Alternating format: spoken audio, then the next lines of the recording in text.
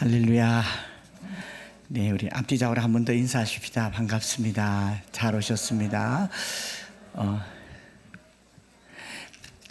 가운을 입고 계속 말씀을 전하려니 누가 어린 왕자 같지는 않고요. 그 어린 거지 같다고. 그래서 얼른 벗었습니다. 추수감사절, 오늘 추수감사절로 말씀드린 것처럼 조금 당겨서 시간을 가졌는데요. 일반적으로 추수감사절은 기독교 전통에서, 전통의 역사 속에서는 영국에서 1620년에 메이플라워를 타고 102명의 청교도가 신앙의 자유를 찾아서 미국으로 건너가서 첫 해에 한 40여 명이 50명 가까운 사람이 이제 거기 있는 질병으로 죽습니다. 그래 남은 한 반수 정도가 농사를 지었는데 실패해요. 그래서 정말 고사당할 즈음에 인근에 있던 인디언들이 그들을 도와서 농사 짓는 법도 가르쳐주고 해서 그 이듬해 이 1621년도에 이제 풍성한 열매를 걷게 되면서 고마워서 인디언들과 함께 이 칠면조를 잡아다가 잔치를 열었던 것이 시작이 되어서 지금도 미국에서는 제일 큰 절기가 크리스마스와 함께 추수감사절 Thanksgiving Day입니다. 그래서 성경적이진 않지만 신앙인들이 가졌던 전통이어서 그냥 그대로 따라왔고, 그런가 하면 성경에서 추수감사절에 가장 가까운 절기라고 할 수 있는 것은 이제 초막절입니다. 초막절이고 해마다 추수감사절 때 초막절에 대한 안내와 설교를 했기 때문에 오늘은 하지 않겠습니다. 왜냐하면 옥상이 기다리고 있기 때문에. 그래서 그 궁금한 내용들은 옥상에 올라가서 엠마오교회 좀 다녔다 싶으면 초막절이 뭡니까 물어보시면 되고, 제게 물어보시면 2부로 또 설명을 더 잘, 오경에서 말한 초막절 3대 절기, 5대 절기, 7대 절기에 대한 이야기들을 같이 나눠 보려고 합니다. 레위기 민수기에서 우리 초막절 내용을 잘 알고 있고 듣고 있는데, 오늘 우리가 읽은 성경 말씀은 그 초막절을 실제로 이렇게 실천한 이야기죠. 초막절을 실천한 이야기여서 느헤미야 8장은 이 오경 당시보다도 한참 후에 열왕기 역사가 끝나고 이스라엘이 망하고 나서 포로로 잡혀가서 70년 만에 돌아오고, 그리고 예루살렘 성을 재건하고, 그러고도 또 한참 후에 성벽을 재건하고 수문앞 광장에서 말씀을 듣고 난 후에 처음으로 지킨 절기가 이제 초막절입니다. 초막절. 그래서 포로에서 돌아온 이스라엘 백성들에게 큰 기쁨과 감격을 안겨준 걸로 느헤미야 8장 전체에 이렇게 나와 있지만, 사실은 굉장히 오랜만에 지킨 회복된 초막절, 추수감사절이 아닌가 생각을 해보게 되는 거죠. 그래서 포로에서 돌아온 이스라엘 백성들이 감격과 기쁨으로 성벽을 재건하고 추수감사의 기쁨을 나눴던 이 이야기들을 함께 우리 교회에 맞게 적용해서 풀어보려고 하는 겁니다. 느헤미야 8장에 기록된 초막절을 지킨 내용은요, 17절에 우리가 읽어본 내용대로 보면, 사로잡혔다가 돌아온 회중이 다 초막을 짓고 그 안에서 거하니 눈의 아들 여호수아 때로부터 그날까지 이스라엘 자손이 이같이 행한 일이 없었으므로 이에 크게 기뻐하였다. 이전에 이렇게 한 적이 없었다는 거죠. 여호수아 이후로 거의 천여 년 넘도록 이렇게 지킨 적이 없었다. 그런데 성경을 자세히 살펴보면 초막절을 지킨 기록이 좀 있어요. 사사시대 때도 초막절을 지켰고, 솔로몬도 초막절을 아예 2주간 지켰습니다. 에스라 3장에서도 초막절을 지켰다라는 언급이 있는데, 왜 느헤미야 8장에는 여호수아 이후로 이렇게 지킨 적이 없었다, 이같이 지킨 적이 없었다라는 말을 하고 있는가? 여러 가지 해석들도 하지만 학자들이 두 가지로 좁혀서 성대하게 지켰다, 엄청나게 성대하게 지켰다라고 하는 견해가 하나 있고, 하나는 성경대로 지켰다라고 하는 견해가 있습니다. 근데 학자들이 이제 비중을 두기는 이제 두 번째, 성경대로 지켰다에 비중을 둡니다. 왜 성대하게 지켰다고 볼 수 없는가 하면, 성경에 기록된 이스라엘 백성들, 지금 느헤미야 8장의 이스라엘 백성들은 포로에서 돌아왔어요. 70년간 포로 생활하다가 돌아왔고, 이스라엘은 초토화되어서 그저 예루살렘 성전 하나 달랑 있고 성벽도 그냥 없어가지고 엉망진창이었다가 겨우 성벽 세워서 초막절을 지키니까 아주 거창하게 지켰던 초막절은 아닌 것 같고, 그렇지 않겠습니까? 그리고 열왕기에 보면 솔로몬이 이 초막절을 지켰을 때는 그 양과 소와 드려진 짐승의 양이 어마어마했으니까 그때의 영광을 비교해 보면 지금은 성전도 초라하고 이스라엘 백성들의 삶도 초라하고 그냥 포로기로 초토화된 상황이기 때문에 거대하게 지켜졌던 초막절이 아니라 의미 있게 지켜졌던 초막절, 성경대로 그 뜻을 살려서 지켰던 초막절이었고 이것을 기뻐하였다라고 보는 쪽에 구약학자들은 일치를 봅니다. 즉 본질이 회복된 초막절이다라는 겁니다. 오늘 우리가 추수감사절을 드린다라고 하니까 또 그 종교개혁 주간이 지나고 나서 보니까 본질이 회복된 추수감사의 메시지가 무엇인가를 생각해 보지 않을 수가 없는 거죠. 이스라엘 백성들이 70년 만에 돌아왔을 때요, 금유환영한 게 아닙니다. 성공해서 돌아온 게 아니고 포로로 잡혀 있다가 돌아온 겁니다. 그리고 유대 땅에 남아있던 사람들은요, 그 당시 남아있던 사람들은 비류, 나그네, 떠돌이 출신이었습니다. 그리고 성전이 세워졌는데 이 성전이 솔로몬의 성전에 비하면 초라하기도 그지 없었습니다. 그러니 성전 제사라고 하는 게 회복되었을 리가 만무하죠. 그리고 포로에서 돌아온 사람들이 성전을 짓긴 했지만 그 다음에 제일 먼저 뭘 해야 됩니까? 내 땅 찾고 내 집 찾고 내 살림살이를 해야 되기 때문에 신앙생활은 항상 뒷전이에요. 오늘날도 성도들과 함께 신앙생활을 얘기하면요, 살림살이가 신앙생활의 제일 큰 걸림돌이 된다는 걸 알아요. 목사님 살아야죠, 이런 표현을 씁니다. 그럼 살게 하신 분이 누구신가를 고백하는 게 신앙생활인데, 하나님 제쳐놓고 살고 신앙생활 하겠단 말은 내가 하나님이란 말이잖아요.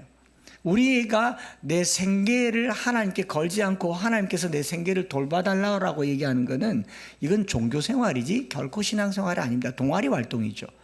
그래서 하나님께서 이 성전을 만들어 주었음에도 불구하고 성전 제사가 제대로 되지 않았던 이쯤입니다. 지금 이스라엘 하마스 전쟁으로 지금 온 나라가 초토화됐습니다. 내용의 진위, 사실 이런 건 따지고 싶지도 않고 잘 모르겠지만 안타까울 뿐이죠. 거기 폭격받은 도시들과 폭탄이 투하된 곳은 얼마나 파괴됐는지 현대사회에서도 저거 복구되는데 1년 걸리겠습니까? 1년 가지고 되겠습니까? 이제 이스라엘 성지순례 내년쯤에는 갈 수 있겠습니까? 마음 비워야 되는 거예요. 굉장한 오랜 시간이 걸립니다. 하물며 고대 사회에 나라가 폭삭망했어요. 예루살렘 성전이 완전히 파괴됐고, 그리고 거기에 있는 모든 사람들은 70년 동안 포로로 잡혀갔다가 돌아왔으니 이 사람들이 추수의 감사, 올 강대상에 여기 제일 많이 등장하는 게 배추, 그 다음에 호박, 사과 가득 담아가지고 추수감사 예배를 드리고 이 남은 거 어떡합니까? 누가 먹어요? 예, 목사님. 일단 반은 담임 목사님, 반은 나머지 교육자들 나눠서, 그러다 보면 부교육자들이 배추 가져가는 교육자도 있고 그러더라고요. 풍성함을 예배하는 것이 추수감사가 아니더라라는 겁니다. 오늘 초막절 드렸던 이 상황은요, 풍성하고 풍요로움과는 전혀 관계없는 이야기인 겁니다. 그런 삶을 잘 설명해 주는 내용이 느헤미야 1장에 느헤미야 형제인 하나니가 느헤미야에게 와서 예루살렘의 근황을 전하는 내용이 1장 3절에 있잖아요. 뭐라고 기록되어 있습니까? 그들이 내게 이르되 사로잡힘을 면하고 남아있는 자들이 그 지방 거기에서 큰 환난을 당하고 능욕을 받으며 예루살렘 성은 허물어지고 성문들은 불탔다. 이게 지금 이스라엘의 현재 주소입니다. 그러니까 처참하게 되는 거죠. 처참한 그들의 삶을 보면서 느헤미야가 수일을 울면서 성벽이라도 지어줘야겠다라고 생각해서 이 먼 거리 1700km가 떨어진 거리를 와서 52일간 성벽을 세운 게 느헤미야가 세운 성벽입니다. 그 성벽을 세우는 것도 우여곡절이 많았죠. 엄청난 공사를 아주 신속하게 했습니다. 외부의 공격도 있었고 내부의 위협도 있었고 갈등도 있었고 방해도 있었는데 52일 만에 한 손에는 무기를 들고 한 손으로는 일을 하면서 52일 만에 성벽이 완공이 되었어요. 그렇게 성벽이 완공이 되고 났을 때의 예루살렘 성을 뭐라고 얘기하냐면 느헤미야 11장 1절에 백성의 지도자들은 예루살렘에 거주하였고 그 남은 백성은 제비 뽑아 10분의 1은 거룩한 성 예루살렘에서 거주하게 하고 그 10분의 9는 다른 성읍에 거주하게 하였으며, 거룩한 성 예루살렘이란 말이 성경에 처음 등장합니다. 이전에도 없고 여기 처음 등장해요. 그럼 예루살렘은 성전이 지어졌기 때문에 거룩한가? 아니라는 거죠. 성벽이 완공되었기 때문에 거룩하다. 결국은 이 성전을 중심으로 살아가는 백성들의 삶이 거룩해질 때 이 성은 거룩한 성이지, 뭐 교회 하나 크게 지었다고 오늘 우리가 성시화 운동하는데 무슨 성시화 운동을 합니까? 성시화 운동은요, 교회 키우자는 운동이 아니에요. 이 대구에 사는 사람들의 삶의 지경, 변경의 성벽을 세우는 것이 성시화여야 할 겁니다. 제가 그래서 다른 지방에 가서 설교할 때요, 대구 사람 걷기 이야기를 하면 마음이 울컥하고 눈물이 나고 걸을 때마다 빠지지 않고 기도한 게 우리 교회 잘 되라가 아니라 이 대구가 잘 되기를 원하는 기도를 계속했죠. 어제도 서울 가서요, 이제 서울 시대는 끝났다. 서울에 살면 망한다.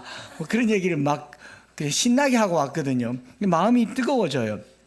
여러분 한번 오늘은 얘기를 좀 할게요. 국가가 지역 균형 발전을 얘기하면서 수도권에 온갖 에너지를 쏟아붓고, 제가 뭐 지금은 사표를 냈기 때문에 표현할 수 있겠지만 무슨 관광공사에 있는 그 간부라고 하는 분이 뭐 부산 촌동네라고 얘기하고 왜 행사를 서울에서 안 하고 부산 촌동네에서 하냐고 그렇게 말하면서 자기는 낙하산이라고 말하는 그런 사람들이 정부의 관료로 있다고 하는 것 자체가 부끄러워요. 어떻게 지역 균형 발전을 얘기할 수 있습니까? 다 서울 가야죠. 여러분 서울 갑시다. 그러더니 뭐 더구나 뭐 정치하는 사람들이 김포를 서울시에 편입해서 그럼 대구도 서울시에 편입해 주세요. 경북대학교를 서울대학교에 편입시켜 달라고요. 그러면 이 지방이 다 죽지 않습니까? 무슨 균형 발전을 얘기하는 거냐 말이죠. 강원도, 충청도, 경상도 작은 도시들이 인구 소멸 도시가 돼 가는데, 물론 젊은이들이 일자리 때문에 어쩔 수 없이 서울 가요. 서울이 좋아서 가는 거 절대 아니에요. 일자리가 없고 먹고 살아야 되기 때문에 간다면 정부가 해야 될 일은 일자리를 분산시켜 줘야 되는데 그거 못 하고 있지 않습니까? 그런 걸 뭐 도로 하나 여기까지. 예루살렘 성벽이 완공되고 난 후에 느헤미야가 한 위대한 일이 우리 금방 읽었어요. 11장 1절에 나옵니다. 다시 읽어봐요. 백성의 지도자들은 예루살렘에 거주하였고 그 남은 백성은 제비 뽑아 10분의 1은 거룩한 성 예루살렘에 거주하게 하고 10분의 9는 다른 성읍에 거주하게 하였으며, 기가 막힌 이야기를 하는 겁니다. 예루살렘 성벽이 완공되었으면 다 거기 몰려와서 그 주변에 살고 성벽을 좀 더 키우고 그 인근에 위성도시를 만들고 고속전철을 만들고 김포를 서울시에 시켜가면서 그렇게 돼야 예루살렘 성이 거룩한 성이 되는 게 아니라고요. 90%는 다 흩었다고요. 예루살렘 성 하나 때문에 90%가 살게끔 만들어지는 그 성을 우리는 거룩한 성이라고 얘기를 하는 겁니다. 여러분, 예루살렘 성에 모으려고 하는 게 아니라고. 더 키우고 주변 땅 사고 확장하고 경기도 편입, 대구 편입. 와, 좀 열불이 났었습니다. 저는 대구 사람 걷기를 하면서 늘 생각해요. 대구가 작은 규모의 도시지만 이 남부 지역의 영적인 살림살이를 책임지는 곳 되게 해달라고 대구 사람 걷기 할 때마다 안기도 한 적이 없어요. 자녀 교육하기 좋은 곳 되게 해달라고 안기도 한 적이 없습니다. 여기가 10%를 감당하고 90%가 경상남북도에 있다면 여기가 성시가 되는 겁니다. 서울도 그렇게 해야 되죠. 우리 인구의 10%만 남기고 다 찢어야 되는 거죠. 이렇게 성벽이 세워지고 거룩한 성으로 백성을 흩어 살게 하는 그 중간, 오늘 우리가 8장을 읽었잖아요. 11장에 백성이 흩어지게 하는 중간에 이스라엘 백성들이 지킨 절기가 바로 초막절이라고요. 초막절은 이스라엘 백성들의 종교개혁과 사회개혁의 본질을 회복시켜주는 중요한 절기가 되었습니다. 오늘 우리가 추수감사절을 종교개혁 기념주간 바로 다음 주일에 추수감사절로 드리면서요, 이 추수감사절이 오늘 우리의 교회와 사회와 국가를 회복해야 하는 감사의 절기가 되기를 축복합니다. 이게 메시지예요. 그래서 여러분 예배 끝나고 난 후에 주중에 8장과 9장과 10장을 자세히 읽어보세요. 추수감사절, 초막절은 8장 한 장이 끝나지 않습니다. 9장에요. 회개의 역사가 나타납니다. 그리고 하나님을 고백해요. 그들이 하나님 앞에 서약합니다. 우리가 주의 날을 지키고 11조를 드리고 백성들을 향해서 악을 행하지 아니하고 성경대로 살겠노라 다짐하는 역사가 초막절에 나타납니다. 오늘의 추수감사절이 그저 감사합니다, 와, 한 해 동안 정말 잘 살았습니다, 이게 아니라 앞으로 잘 살겠습니다 고백하는 날이 되기를 축원합니다. 그래서 그 감사절의 메시지를 찾아보려고 하는 거죠. 너무 흥분했네요. 다시 원래대로 내려가세요. 네. 그 추수감사절, 초막절, 느헤미야 8장의 초막절의 첫 번째 특징이 뭐냐면요, 일제히 모여 말씀을 듣고자 했다는 거예요. 그들이 감사의 제목을 찾은 게 아니고 내가 얼마나 가졌고 추수감사를 얼마나 했고가 아니라 8장 13절에 보면 그 이튿날 수문앞 광장에서 말씀을 듣고 난 날, 그 이튿날에 뭇 백성의 족장들과 제사장들과 레위 사람들이 율법의 말씀을 밝히 알고자 하여 학사 에스라에게 모였다라고 얘기합니다. 아샤프라고 하는 모였다란 말은 8장 1절에 일제히 모였다라는 재규 용법을 쓰고 있어요. 모자가 아닙니다. 모이자가 아닙니다. 그냥 모였어요. 수문앞 광장에 모여서 학사 에스라를 세워서 특별히 지은 나무 강단에서 말씀을 듣더니 그 이튿날 또 모인 겁니다.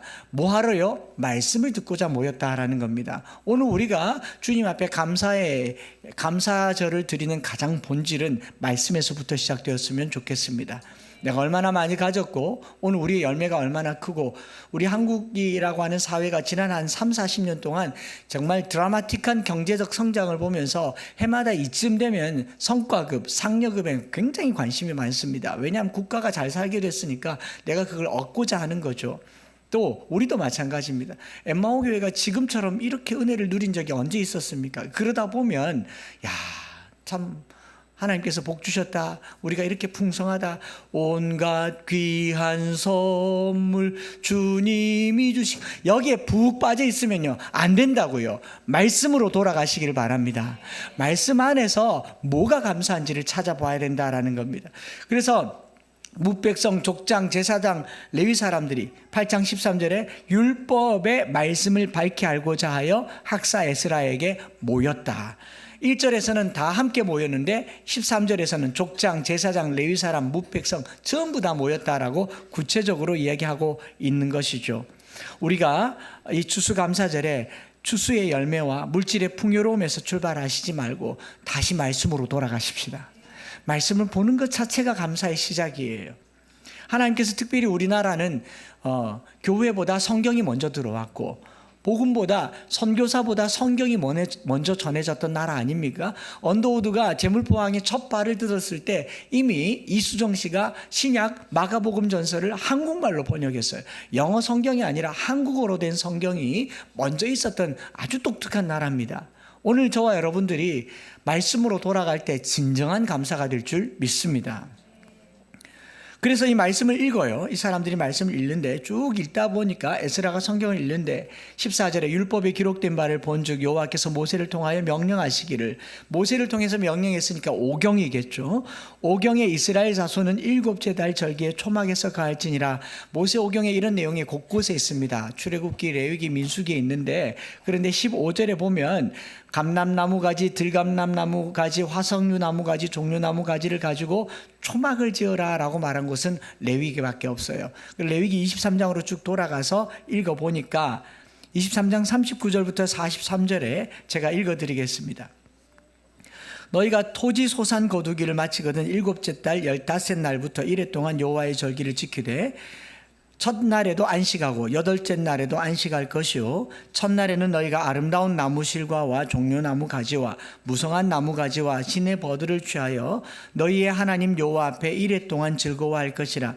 너희는 매년 이래 동안 여호와께 이 절기를 지킬지니 너희 대대의 영원한 규례라. 너희는 일곱째 달에 일을 지킬지니라. 너희는 이레 동안 초막에 거주하되 이스라엘에서 난 자는 다 초막에 거주할지니 이는 내가 이스라엘 자손을 애굽 땅에서 인도하여 내던 때에 초막에 거주하게 한 줄을 너희 대대로 알게 함이니라. 나는 너희의 하나님 여호와니라. 이래서 이 절기를 초막절이라고 합니다.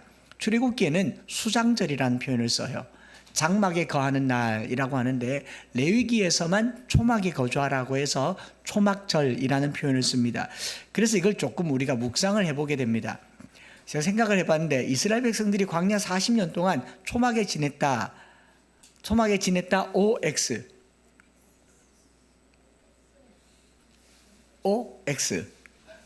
X 그러면 어디에 지냈다? 콘크리트 집에 지냈다. 실제로 이스라엘 백성들은 광야 40년 동안 가죽으로 지은 집 혹은 천으로 지은 천막이나 그 장막에 지냈습니다. 이렇게 해서 시내산 아래에서 이 성막을 짓기 시작하면서부터 이스라엘 백성들은 이제 텐트를 들고 다니는 거죠. 이동하기 좋도록 너무 무겁지 않게 가볍게 해서 이제 가죽으로 된 막을 지어서 초막이 아니라 장막이라고 얘기합니다. 풀초자 쓰잖아요. 초막은 풀로 지은 집이에요. 풀로 집을 지었다라는 말은 금방 말라버리거나 날아가 버리거나 아주 일시적인 거처인데 초막이라는 표현을 레위기에서 쓰고 그 느헤미야에서 썼다라는 말은요. 조금 더 말씀을 거슬러 묵상해 볼 필요가 있는 거죠. 실제로 이스라엘 백성들이 초막에 거주했던 기록을 찾아볼 수 있는 곳은 수콧이라고 하는 이 초막이라는 히브리 말이 수콧인데 람셋에서 출애굽에서 이스라엘 백성들이 쭉 이제 10가지 재앙이 끝나고 나서 이제 자유를 향해서 가잖아요. 막 갈 때 애굽 백성들로부터 금은보와 은과 양과 소를 막 끌고 신났어요. 이제 자유다 해방이다 하고 갔는데 차도 없고 비행기도 없고 그냥 다 걸어가지 않습니까? 자칫 잘못하면 애국 군대가 곧 또 쫓아올 거잖아요. 그러니까 빨리 이제 출발해서 갔지만 하루 만에 얼마나 가겠습니까? 많이 가도 뭐 20-30km 갔을 텐데 람셋에서 벗어나서 한 20-30km 되는 그 첫날 밤을 보냈던 지역의 이름이 수콧이에요. 그 수콧이라고 하는 그곳에 뭐가 많냐면 갈대잎이 많습니다. 갈대잎을 다 걷어다가 첫날 밤을 보냈던 그곳의 그 날을 초막이라고 해요. 그 집을 초막이라고 합니다. 광야에 들어가서는 홍해에 들어가서 광야에 들어가서는요. 나무 구하기가 더 어려워요. 풀잎 구하기가 더 어렵고 가죽으로 된 집을 지었다라는 게 이제 학자들의 견해입니다. 그러면 주님께서 또 느헤미야를 통해서 왜 초막이라는 표현을 썼을까? 초막에 거하라. 그러면은 장막에 거하라가 맞잖아요. 혹은 천막절이 맞거나 장막절이 맞거나 가죽으로 지은 집은 가죽 혁자 써서 형막집, 형막절 뭐 그래야 맞을까 하는가 싶은데 왜 초막이라고 했느냐? 지금도 초막절이라는 말이 굉장히 의미 있는 것은요. 이것은 광야 40년을 어떻게 살았느냐라는 메시지보다 출애굽받은 첫날을 기억하라라는 메시지가 훨씬 더 강력합니다. 여러분 신혼 첫날, 단칸방에서 살던 날, 가난했던 날, 혹은 이민 가서 첫날, 또 우리 여기 대학생들 서울에 그 경기도에 집 얻어놓고 첫날요 얼마나 진지했는지 몰라요. 기도하고 말씀 보고 잘 살게 해달라 하고 한 달 만에 어떻게 됩니까? 원래대로 첫날이라고 하는 게 있어요. 첫날 그렇지 않습니까? 400년간 이스라엘 백성들이 애굽의 종로로 됐지만 나름 정들었어요. 4대가 살았잖아요. 4대가 살았으면 종으로 사는 거 불편하지 않습니다. 원래 종이었는걸요. 뭐 이스라엘 애굽 군대가 지켜주잖아요. 얘네들은 벽돌만 구우면 돼요. 전쟁할 필요도 없고 광야를 돌아다닐 필요도 없어요. 애굽이 나쁘지 않았겠지만 그러나 하나님을 섬기기 위해서 출애굽을 결단하고 광야로 들어가려고 나갔던 첫날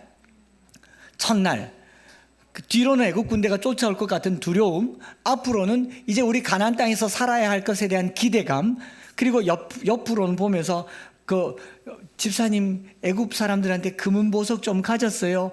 나는 금 4덩어리 가졌는데 아이고 그거는 2덩어리 가졌네. 뭐 저 집 가서 여긴 양이 몇 마리예요. 그래 이 집 저 집 다니면서 이제 많이 챙겼나 퇴직금 많나 뭐 이런 거 막 생각하기도 하고 두렵기도 하고 기대도 많던 날 그 첫날이라고 하는 겁니다. 초막절은요 이스라엘 백성들에게 첫날을 기억하라라는 중요한 메시지가 있습니다. 그래서 제가 두 번째로 함께 기도하려고 했던 기도 제목은 뭐냐면 ad fontes입니다. 종교개혁 기념일을 지나고 나서요, 우리가 기억해야 할 것은 처음으로 돌아가자. 종교가 왜 개혁됐는지 한번 생각해 보세요. 사제들의 그릇된 성경 해석과 교회의 지나친 확장과 심지어는 성경 번역을 어떻게 했느냐 하면 회개하라 천국이 가까이 왔느니라 라는 이 번역을 제롬이 봤을 때에 회개하라 천국이 가까이 왔느니라 어떻게 했냐면 고해성사하라 천국이 가까이 왔느니라 이렇게 번역해 버린 겁니다. 그러면 고해성사하려면 어떻게 가야 됩니까? 신부에게 갑니다. 신부에게 가면 헌금하라 혹은 노동을 하라, 성전을 지어라, 이런 여러 가지 것들로 교회를 키워왔던 그 모든 것들을 원점으로 돌려서 오직 성경, 오직 은혜, 오직 하나님께 영광, 오직 예수, 오직 말씀으로 돌아가자고 했던 그것이 에드폰테스 종교개혁의 원천이잖아요. 저와 여러분들이 추수감사절을 생각하면요, 가난했던 처음 시간들, 예수 처음 믿었던 그 순간들, 내가 결혼했던 처음 시절들 잊지 마시기 바랍니다.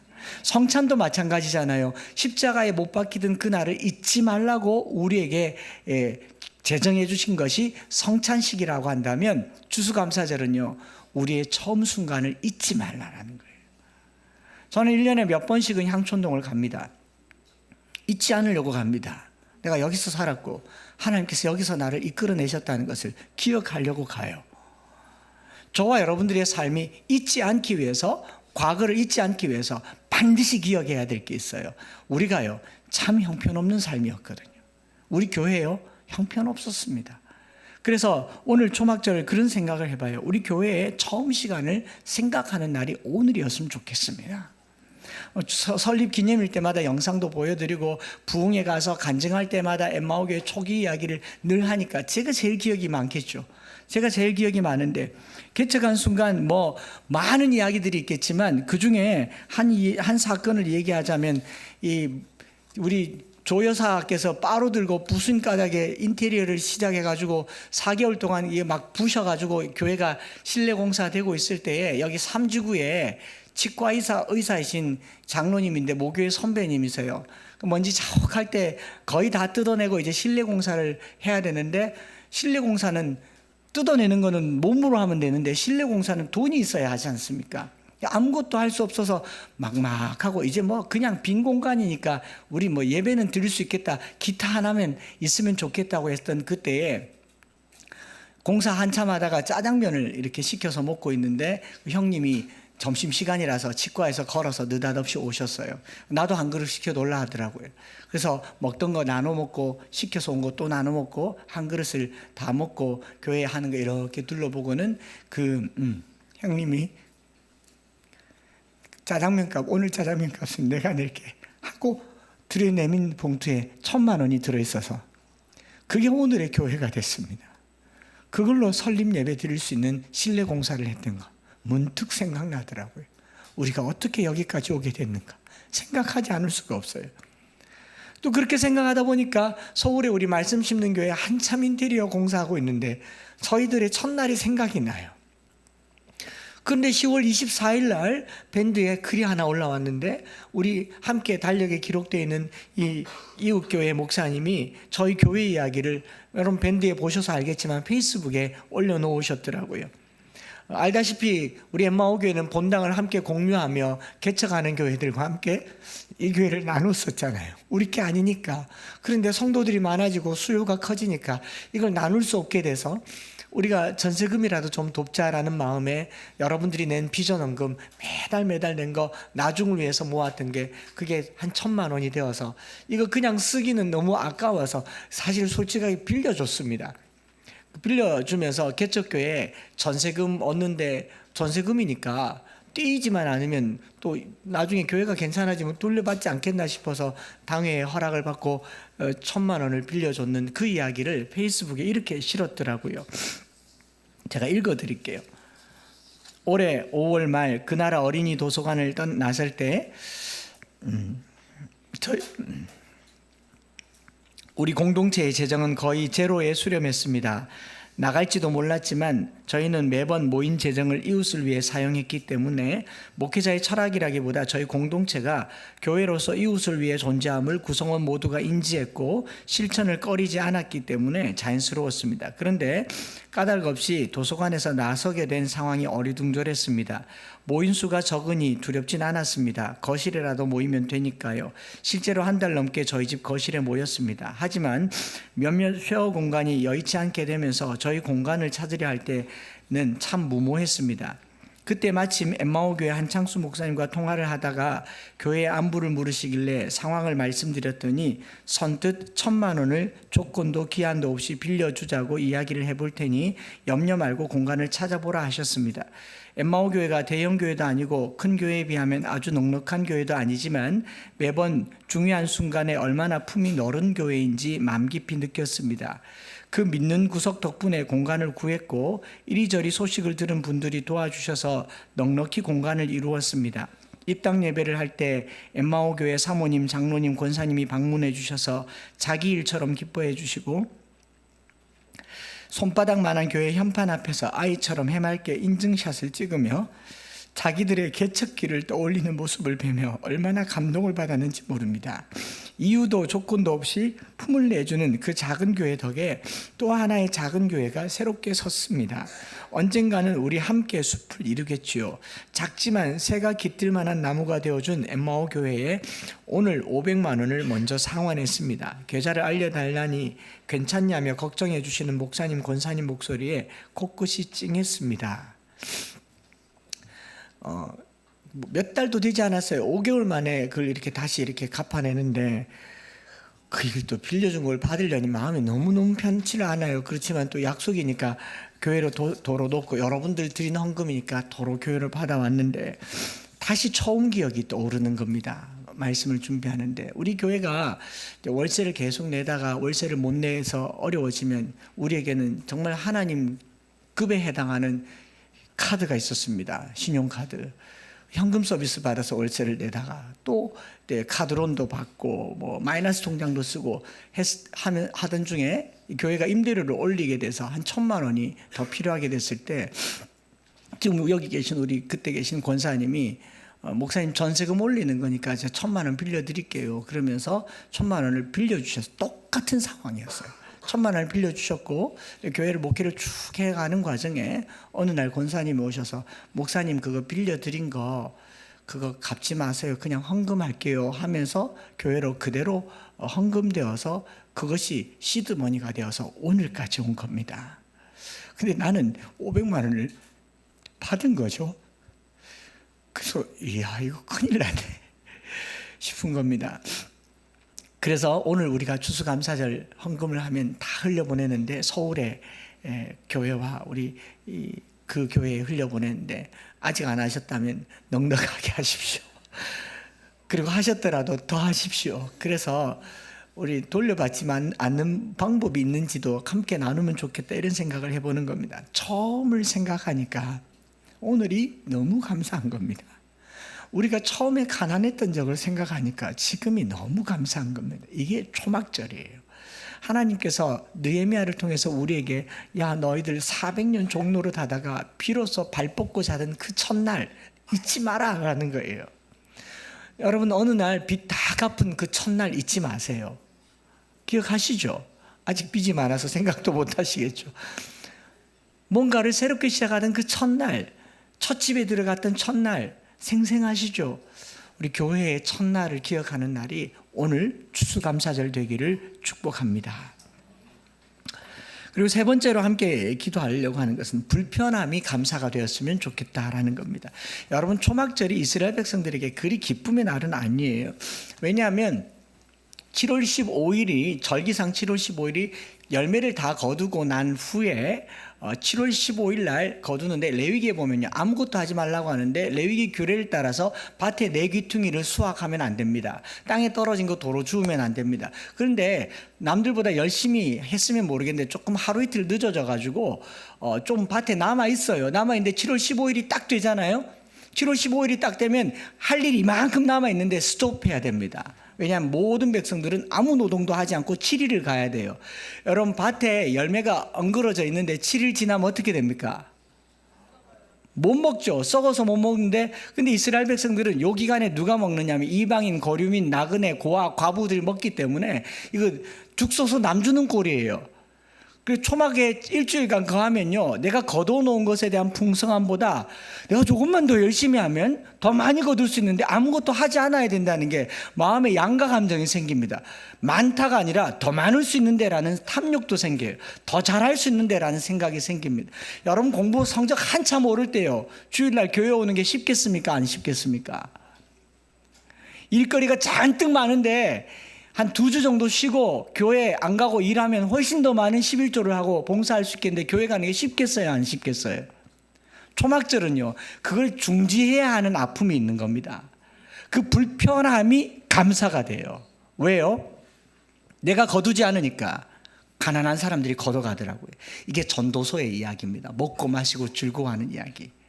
내가 덜 먹음으로 타인에게 먹거리가 되는 것. 초막절은요, 좀 불편해요. 그리고 그 초막에서 일주일간 지내보세요. 여러분, 야영 가면, 텐트 치고 야영 가면 좋습니다. 재밌습니다. 근데 일주일간 있으면요, 요즘은 뭐 씻는 거 물 다 잘 돼 있지만 그냥 산에 가서 생자배기로 일주일 있으면요, 집이 그리워져요. 처음에 한 2, 3일은 이 초막에도 가보고 저 초막에도 가보고, 야, 너그 초막은 무화과 나뭇잎 부러졌네, 너그 초막은 갈대잎 부러졌네, 너그 초막은 아무것도 없네, 비 맞으면 어떡할래? 이 집 저 집 다니면서 지내다가 3일 4일 지나면요, 씻지 못하고, 또 뭐 잠도 불편하고 먹는 것도 불편하고 모든 것이 불편하고, 심지어는 추석 때 거두어 놓은, 추수 때 거두어 놓은 모든 곡식들은 집에 있고 도둑들과 걱정도 되고 굉장히 불편해요.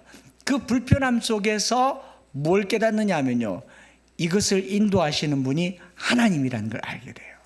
저 집에 거둬오는 곡물을 지키시는 분도 하나님이라는 걸 알게 됩니다. 이 불편한 집에 살면서 언젠가 하늘나라에 들어갈 소망을 갖게 되는 겁니다. 오늘 우리는 예배 마치고 옥상에 올라갈 겁니다. 불편할 거예요. 등받이도 없고 동그란 의자고. 그런데 다 올라가십시다. 여기 앉아서 먹지 마시고, 몸이 아주 불편하거나 아이들이 있는 경우가 아니면, 여기 계신 분은 아이들이나 몸 불편한 분이라고 제가 여길 테니 다 올라가셔서 불편하게 한번 식사해 보세요. 그 불편함 속에 감사가 넘치는 겁니다. 제가 오늘 유명한 기독교 출판사 목사님, 대표님이 그러더라고요. 목사님, 요즘 교회는요, 성도들을 불편하게 해야 됩니다, 이렇게 얘기하더라고요. 여러분 원하는 대로 다 들어주면요, 건물 많이 지어야 됩니다. 여러분 요구 조건 다 들어주면요, 앞으로 몇백억 들어서 건물 지어야 될 겁니다. 근데 성도들이 모이는 곳은요, 나는 좀 불편하지만 하나님이 편한 곳이 되어야 됩니다. 나는 좀 불편하지만 하나님이 기뻐하는 곳이 되어야 될 줄 믿습니다. 이게 초막절의 정신이라는 거죠. 소유의 넉넉함과 수확의 풍요로움보다 우리가 모여서 말씀 듣는 것이 추수감사절의 본질입니다. 또 더 나아가 처음 시간을 잊지 않도록 하는 것이 추수감사절의 본질입니다. 시편 42편에 하나님이여 사슴이 시냇물을 찾기에 갈급함 같이 내 영혼이 주를 찾기에 갈급하니이다. 라틴어의 그 첫 구절이 뭐냐면 ad fontes aquarum입니다. ad fontes aquarum. 자막이 있었는데 보여드리려고 했는데 다 지나갔네요. 맨 끝에 겁니다. 이래서 방송실에 영성이 좀 필요하다고. 하나님이여 사슴이 시냇물을 찾기에 갈급함 같이 ad fontes aquarum. 사슴이 시냇물 찾는 것처럼 우리가 하나님을 찾는 그날이 추수감사절입니다. 우리가 하나님을 찾는 그날이 초막절이고요, 그것 때문에 불편함을 감내하는 날이 오늘 감사하는 날 되기를 원합니다. 제가 오늘 마음을 먹고 또 의논을 해봐야 되겠지만, 이 예배 마치고 점심 먹고 조금 시간 되면 우리 장로님들과 어서와 교회는 처음이지 식구들 몇 분, 다는 아니더라도 몇 분은 오늘 우리 헌금 일부를 가지고 그 교회에 가서 함께 예배 드리고 헌금하고 오면 좋겠다, 이런 마음이 드는 거죠. 불편할 거예요. 거기 가면 자리가 없어요. 여러분 자리가 없어요. 딱 성도들 개수만큼 의자를 놨거든요. 서서 예배를 드려야 될 수도 있습니다. 근데 그 불편함 속에 감사가 있어요. 우리 한 주간 살면서요, 조금 불편하게 삽시다. 경제적으로도 불편하고 삶으로도 불편하고 그게 살아가는 삶이고요. 결론으로 이렇게 성경을 깨닫고 난 후에 9장 10장에 나오는 회개 이 내용요 꼭 읽어보십시오. 이거는 오늘 제가 설교하지 않습니다. 여러분들이 읽어보시면 엄청난 회개와 삶의 회복이 나타나는 지점이 있다는 것, 이게 추수감사절의 메시지입니다. 여러분, 주님 앞에 내가 가진 걸로 감사하면요 1단계 감사밖에 안 될 겁니다. 우리 적어도 한 3단계 고급 단계의 감사가 되려면 말씀으로 돌아갑시다. 하나님 처음으로 돌아갑시다. 불편함을 감내하는 오늘의 감사 예배가 되기를 주님의 이름으로 축복을 드립니다. 우리 나의 갈 길 다가도록 예수 인도하시니 이 찬양 부른 후에 한번 하나님께 기도하시겠습니다.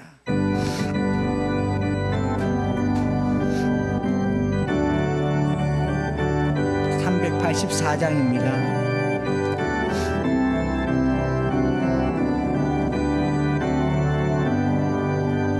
나의 갈 길 다가도록 예수 인도하시니 내 주 안에 있는 긍휼 어찌 의심하리요. 믿음으로 사는 자는 하늘 위로 가겠네. 무슨 만나든지 만사형통하리라. 무슨 일을 만나든지 만사형통하리라. 나의 갈 길 다가도록 예수 인도하시니 어려운 일 당한 때도 족한 은혜 주시네. 나는 심히 고단하고 영혼 매우 가라나. 나의 앞에 반석에서 샘물 나게 하시네. 나의 앞에 반석에서 샘물 나게 하시네. 3절 부를 때 마음 모아서요, 우리가 정말 가진 걸 감사하는 게 아니라 말씀 앞에서, 하나님 앞에서 우리의 불편함이 감사의 제목이 되도록 이 걸음 하나님 인도하여 달라고 마음을 다해서 찬송하겠습니다. 나의 갈 길 다가도록 예수 인도하시니 그의 사랑 어찌 큰지 말로 할 수 없도다. 성령 감화받은 영혼 하늘 날아갈 때에 영영 부를 나의 찬송 예수 인도하셨네. 영영 부를 나의 찬송 예수 인도. 성령 감화받은 영혼, 성령 감화받은 영혼 하늘 날아갈 영영 부를 나의 찬송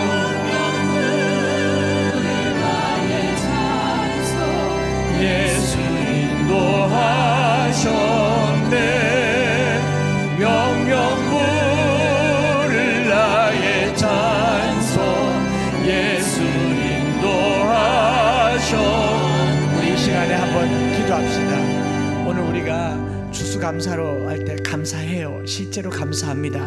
그러나 우리의 모든 감사는 세상 사람들도 감사하잖아요. 하루에 5가지 감사도 하고 다 자기를 위해서 감사하잖아요. 우리 말씀 앞에서 처음으로 돌아가서 우리가 좀 불편하지만 타인의 편의를 위해서 오늘 진짜 감사가 되기를 원합니다. 나는 불편한데 누군가는 이 밭에 먹을 것이 된다. 이게 감사가 되기를 원합니다. 나는 가난한데 나보다 더 가난한 사람들에게 기회가 된다. 이게 감사가 되기를 원합니다. 성령 감화 받은 영혼 하늘 날아갈 때에 영영 부를 나의 찬송 예수 인도하셨네. 우리 시간 합심하여서 한번 기도하겠습니다.